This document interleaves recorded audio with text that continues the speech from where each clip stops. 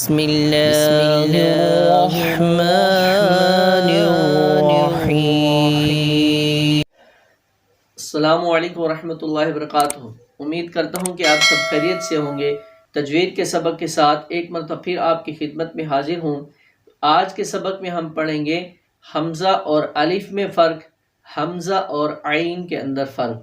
ان کو ادا کرنے کے اندر تھوڑا سا فرق ہے، وہ آپ کو بتا دیتا ہوں۔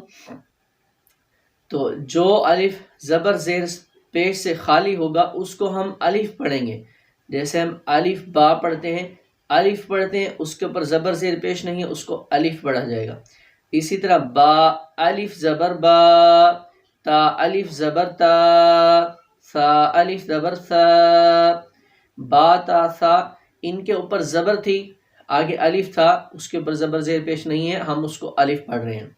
اسی طرح جس الف کے اوپر زبر زیر پیش ہوگی، جیسے حمزہ زبر آ، حمزہ زیر ای، حمزہ پیش او، تو ان کے اوپر زبر زیر پیش آ گئی جب اس الف کے اوپر، تو ہم اس کو الف نہیں پڑھیں گے بلکہ اس کو حمزہ پڑھا جائے گا۔ مثال میں نے آپ کو دے دی، حمزہ زبر آ، یہ دیکھیں آپ کو سکرین پر بھی دکھائی دے رہا ہے۔ ہم نے اس الف کے اوپر زبر لگائی، زیر لگائی، پیش لگایا، تو ہم اس کو حمزہ پڑھیں گے، الف نہیں پڑھا جائے گا۔ اسی طرح پھر آگے حمزہ اور عین کا جو فرق ہے، دوسرا قاعدہ، حمزہ ہمیشہ جھٹکے سے ادا ہوتا ہے۔ جیسے قرآن پاک میں آپ کو مثال دیتا ہوں، یؤمنون، یو، ٹھیک ہے، یہ دیکھیں واو کے اوپر چھوٹا یہ حمزہ آپ کو نظر آ رہا ہے، اس کو ہم نے جھٹکے سے پڑھا ہے، ٹھیک ہے۔ اور اسی طرح عین جو ہے، یعلمون، تعلمون، ٹھیک ہے، یہاں پر جو عین ہے اس کو ہم سافٹ یعنی کہ نرمی سے ادا کریں گے، اس کے اندر جھٹکا نہیں ہوگا۔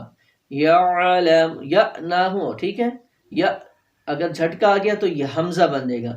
حلق سے ادا کرنے ہیں، جو میں نے آپ کو اس کا حروف حلقی کا ایک الگ سبق ہے، وہ میں اس کا لنک ڈسکرپشن میں دے دیتا ہوں، وہاں سے آپ اس کو سیکھ سکتے ہیں، ٹھیک ہے۔